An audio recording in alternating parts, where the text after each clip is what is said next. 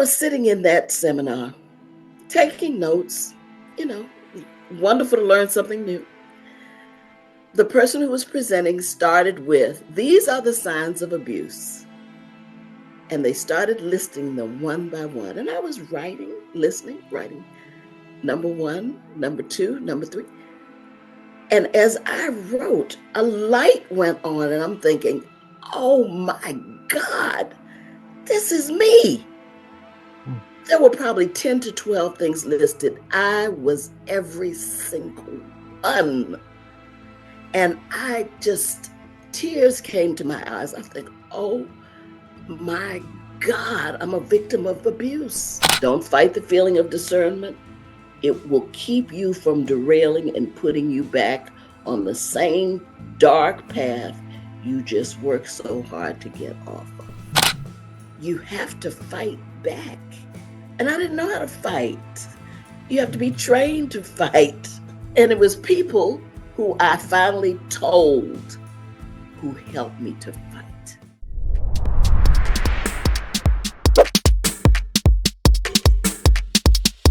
Well, hello, everyone, and welcome to another episode of Chatting with the Experts, where I speak with women, professional women, successful solopreneurs and entrepreneurs from Africa, from the Caribbean, and in the diaspora. These women share my mission, which is to educate, empower, and inspire women globally.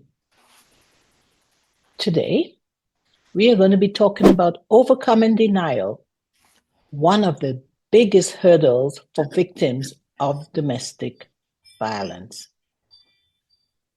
My guest, who will be joining me in a few minutes, says that domestic violence is a never-ending epidemic and that it is crucial that there is an ongoing effort to inform, support, and educate the public on all aspects of this issue.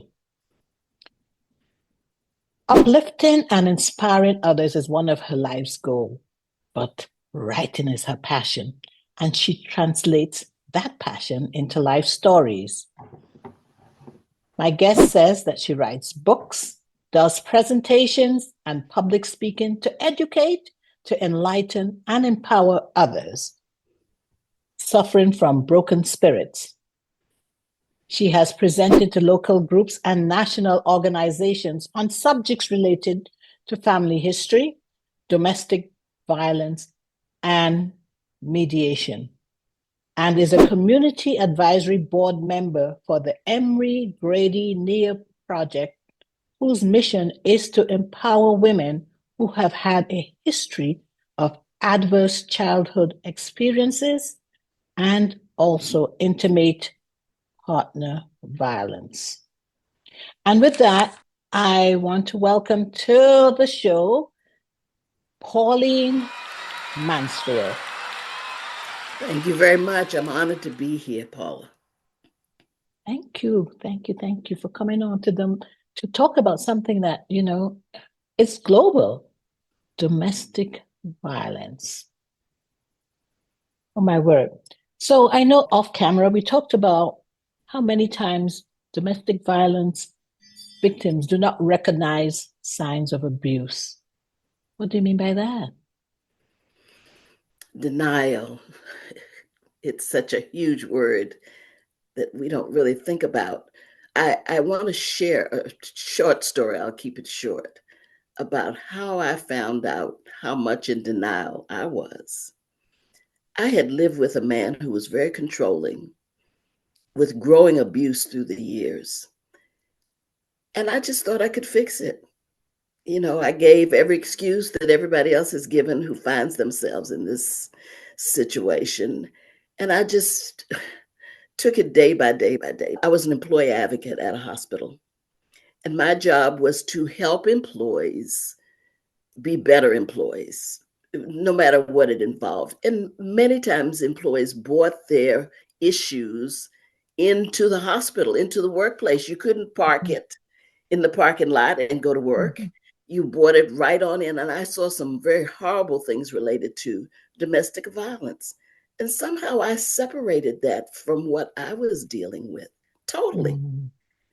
They sent me to a training to improve my resource skills, to refer people to places if they had to go to a shelter, if they had to leave the job for a short time, how to go on leave, et cetera, et cetera.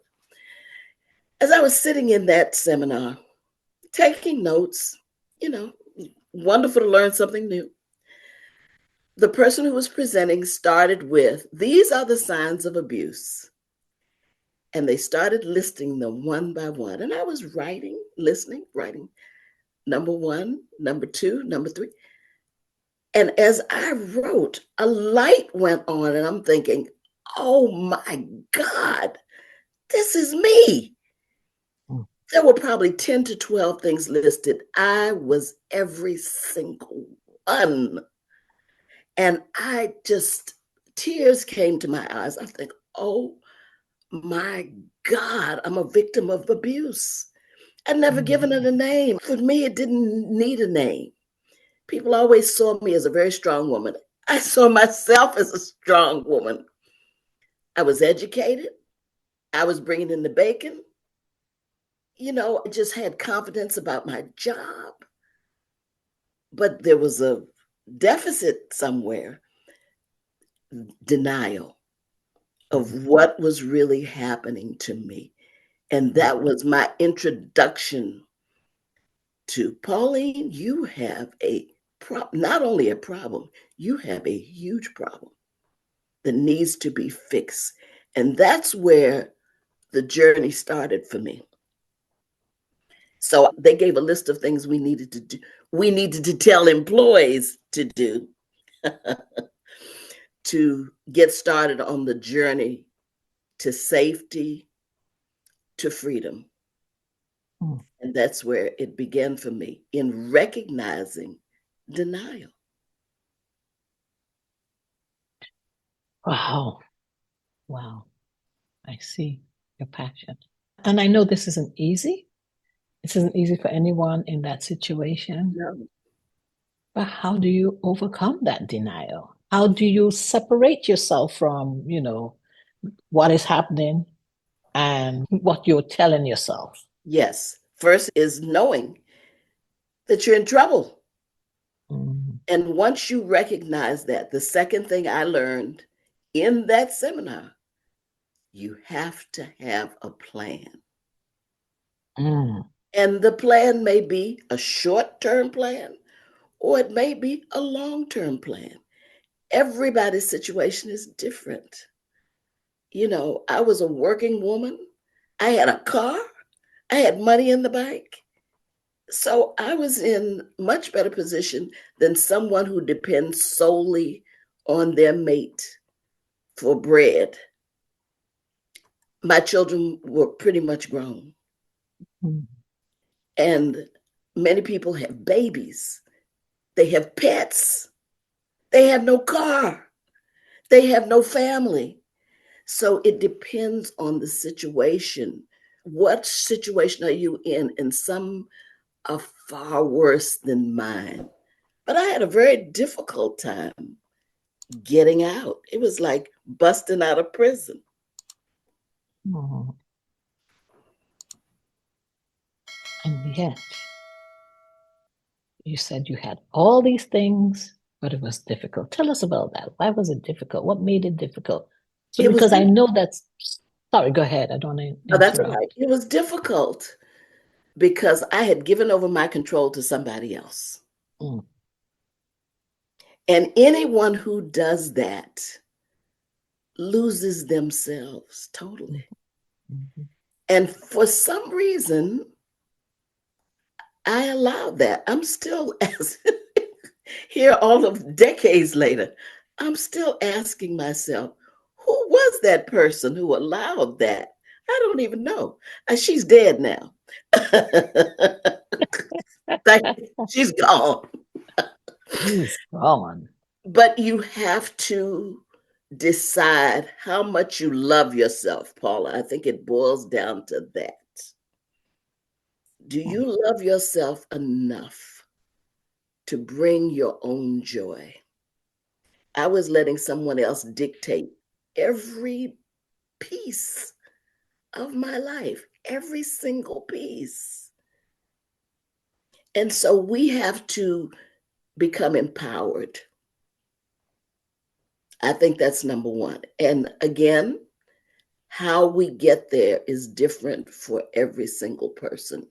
I mean, there have to be sisters who mentor other sisters, who have to be a listening ear for sisters to hear what they need, whether it's advice, whether it's financial support, whether it's a hideaway for a moment, whatever it is. So the journey is a difficult one. I think that's why this problem is taking so long to go away. It seems to get worse. I mean, the statistics are horrible. So I hope I answered your question. I kind of went on a little down a rabbit hole, but that I tell you, Paula, when I start talking about it, that's what happens. I don't think you went down a rabbit hole. I mean, you lived it and you rose above it. I did. And as you said, that person who gave away control to the other person is no longer here. So you are talking from having been there. Yes. So when you go down, what you say is going down a rabbit hole is just that you're going back down the road that you had been on That I and you're no traveled. longer. Yes. Yes. But I think we need to talk a bit more about it because there are people who are there and sometimes can't see any way out. Correct. And I was one of them. But as I said, I learned from that seminar I was sitting in that you have to have a plan.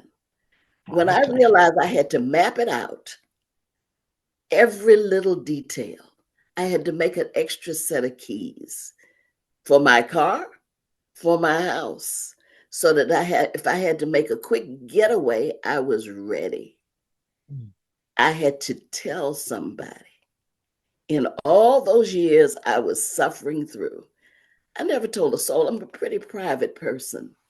And many people, like me, are ashamed of the mess that's going on behind closed doors. You don't want people to know that.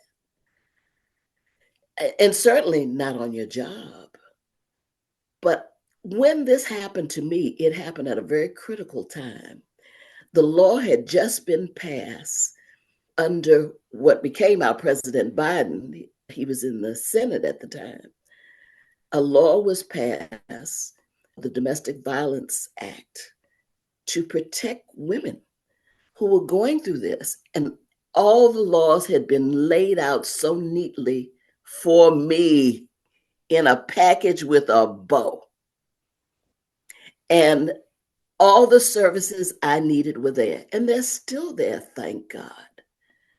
That provided not only counseling, it provided sheltering, it provided education, it provided all the things that people needed to make that first step. And there is a domestic violence, and I'm going to give this number a couple of times Okay. as we talk. Because I And was if you about don't to ask. mind, Not I'd at like to all. just say what it is. It's the National Domestic Violence Hotline. And it is a link to surviving, it's a link to freedom. And that number is 1-800-799 Mhm. 7233.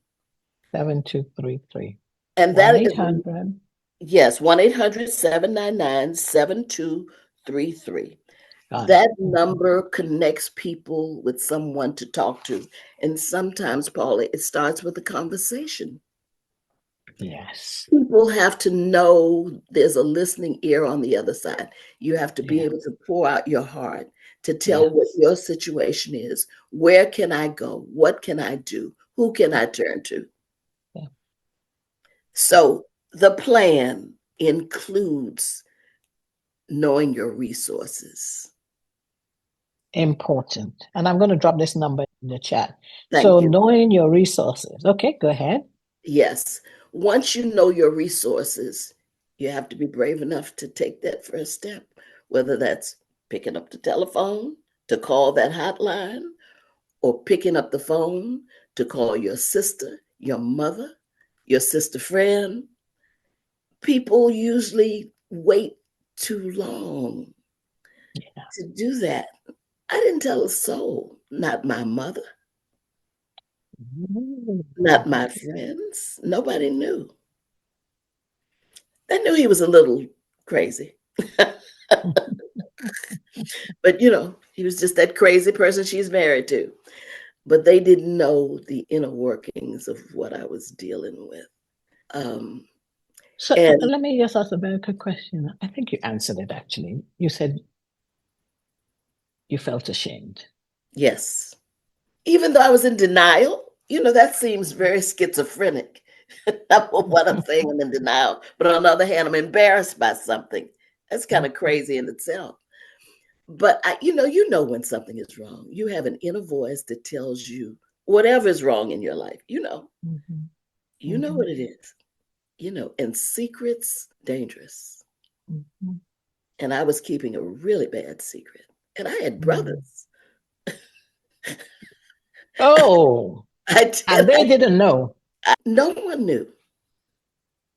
Your children? Did they They see? Was lived he it. openly? They They had lived. already. They lived it as Paula. I didn't tell Mhm. you this when we first met and started talk. You won't believe this, and you might turn off the camera when I tell you this. I stayed for 30 years. Wow. Yeah, I did. Mm. An intelligent woman, the intelligent woman I was. But it And was, still are. thank you. And still are. It was a continuously transforming thing. 30 years is a long time. Yeah. I lived in several different places. My life changed several different times. I had several different jobs, knew several different sets of people, lived several different kinds of lives. So each time you make a change, you think, okay, this will be better. I've heard that. Yes. And so I just kept saying, it's okay, okay, it's okay. I did tell you my children were grown. I remember telling you that, and you seemed surprised Yes. when I tell you when I left. And I'm glad in one sense because dragging through children through such a travesty is just double and triply painful. Yeah. I mean, it's a sin to take children through any kind of painful things that they witness.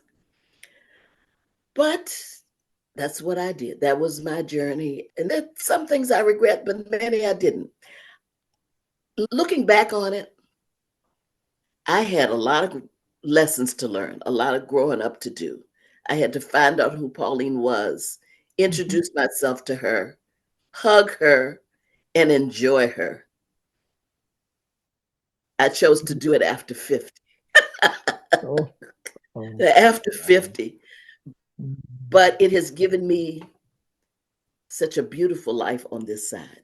I guess I had to learn a whole lot of things in order for me to really enjoy this time in my life. Yeah. So one thing that stands out is that you got out and you learned to love Pauline. You learn to love yourself. You learn to hug yourself and know that Pauline is wonderfully and marvelously made and she has a purpose. Yes. And the other thing I learned, Paula, was Mhm. how strong I am. I never Mhm. knew. Well, I never acknowledged it. Mhm. And I was reading through the book that I read. I haven't read it myself in a long time. And I was reading some of the which things that for me at the time were outlandish, like fighting back. Mhm. You have to fight back. And I didn't know how to fight. You have to be Mhm. trained to fight. And it was people who I finally told who helped me to fight. they helped me by saying, Pauline, girl, you're a strong woman. You need to go in there and put those dukes up and get it done. Uh, You know, my mother used to say to my daughter, who was very shy as a little girl, you need to put a stick in your back and straighten up. mhm, So people taught me how to put a stick in my back and say, you know what? Not only am I smart, but I'm also strong. And so when I read parts in here, and I'm thinking, oh God, I'd forgotten that. I almost wanted to say, go, Pauline. I mhm. mean, it was interesting looking back at it and seeing that I didn't even recognize my own strength. You know, as you said something that's crucial, is when you opened up and told people, then Yes, people began to affirm you and you yes, began to see yourself from their eyes and not from the eyes of your abusive partner who had possibly, I don't know the detail, who had probably told you all things that were not uplifting in any which way correct. that you began to believe. That's exactly right. Yes. Mhm. And put downs, probably there was physical abuse, but probably the most damaging part in my life was the mental abuse, I've heard that. the Yes. emotional abuse. It can wear down the side of a mountain. It can take a person's esteem totally away. When you hear long enough that you're stupid, you're ugly, it's like Celie in The Color Purple. That was so real to me when I saw that. Mhm. I had a mister, and he just talked to me just like I was trash. And I bought that. Mhm. I can't believe that I bought that, but I did. Words are powerful. Words are powerful. Okay, so one question I have for you, though, that I hope you can share with others, and I know you cannot, I hope. How can women, because we're talking about women, know when to leave this abusive situation? I'm glad you asked me that because this was a good reading day. I happened to turn to a page that said words of advice. Mhm. This is right on time. It says, the feeling you have in your gut is really God. We must be still to hear the message that God is sending. Don't fight the feeling of discernment. It will keep you from derailing and putting you back on the same dark path you just worked so hard to get off of.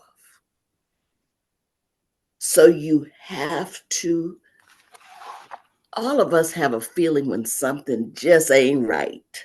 Mhm. You just feel it. And we have to believe that feeling and act on it, especially in a situation like this. Leave your feeling in the sense that you are in this abusive relationship. You know Yes, something is wrong. yes, You know it, you know it, you know it. So, correct. so Don't again, brush it off. no. Don't dismiss it. Oh, that'll change. That'll change. It escalates in domestic violence. What starts with words then becomes action. Mhm. It might be just a shove tomorrow. Mhm. Next week, it may be a slap. Laugh. Mhm. The following week, it may be even worse. Mhm. And I have personally known people who are no longer here Yeah. because they were victims of abuse. And if I would like to tell a quick story related to that. As I said, I worked in a hospital and I hired a young lady who came to our hospital from North Carolina. She was very quiet, stayed to herself, always seemed timid. And then she came to me as an advocate, something work related. And I was an advocate that drew people in by, getting them to relax and talk to me. And when we began to talk, I realized she had left an abusive situation, left in the dead of night, no shoes, in her pajamas. Oh, my word. Came to Atlanta, started her life all over again, had been in Atlanta maybe 3 or 4 years. I knew her. All that time she was fighting to get a legal divorce. Got the divorce. She went back to get things. And while she was getting those things with a police officer there, her ex husband grabbed the police officer's gun, killed the police officer, killed the girl, killed himself. Oh, my God. That was one of the most painful news I Oh, had my ever God. received because she had gotten to be a friend. Oh, my God. So you have to measure how dangerous your situation is as well. People are on short fuses, especially these days, and anything can happen. You know, Oh, I think sometimes people feel that those of us who talk about it overstated, over exaggerated. it's Not an real. over exaggeration. It takes 2 seconds for a situation to change. One second. And you, again, it's that gut thing. You have to know when you're in trouble. Sometimes you have to know when to pick up the phone and call the police.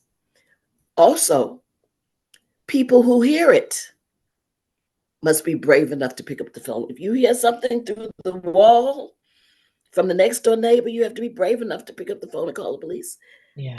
I never did that, but I had somebody who called for me once, and I cannot measure how much I appreciate that because her taking the time to make the call put a little bit more strength in me. So it takes Good. an accumulation of strength. It's like people in that tug of war kind of game. The more people you have on your side pulling, the more successful you will be. Yes. And like in your case, you said somebody called. That made you feel someone cared.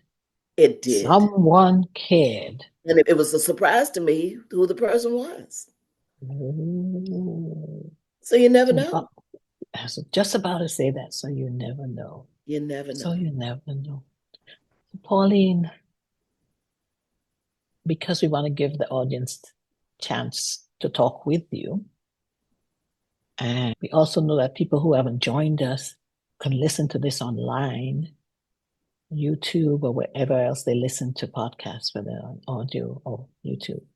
How can people get in touch with you? Because what you're talking about, as we said, it's real. It's not an isolated case. It's not limited to women in the United States. It's Yeah, not limited to women in North America. It's global. So yeah, wherever you are, these things are worth noting. absolutely. If someone can get in touch with you, you may be the person that they need to talk with. Yes. What are your contact information? I'll Well, drop they them in can the chat contact as well. me by email, which Mhm. is my full name at Gmail, Pauline, PaulineMansfield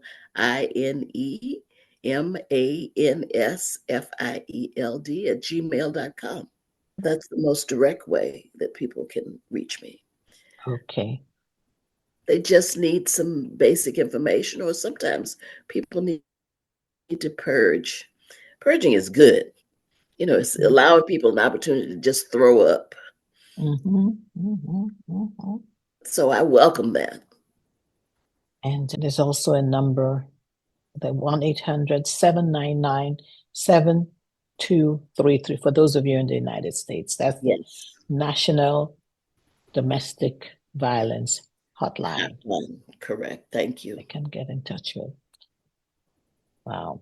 Sombering but realistic conversation. Yes. And so for those of you who have just listened to Pauline Mansfield, If you'd like to be a guest on Chatting with the Experts, you can reach out to me on my website, which is chattingwiththeexperts.com. I'm also on LinkedIn as Paula Okonneh. My Instagram handle is chat_experts_podcast. I'm on Facebook as Chatting with the Experts or under Paula Okonneh. And as you heard Pauline mention about YouTube, we are on YouTube. I have a YouTube channel. You can reach out to me there because these stories or these resources or this information needs to be shared because Pauline, like all other women and the few men who join me every week, our mission is to educate, inspire, and empower women. And that's just what you did, Pauline. You Thank did you. all those three. So thank you, thank you. Well, And now thank you. you're welcome. And now we'll open up the floor to those who have joined us in the audience so they can ask you questions and even learn or get even more resources for themselves if they're in that situation or anyone else who they know that can be helped. Thank you.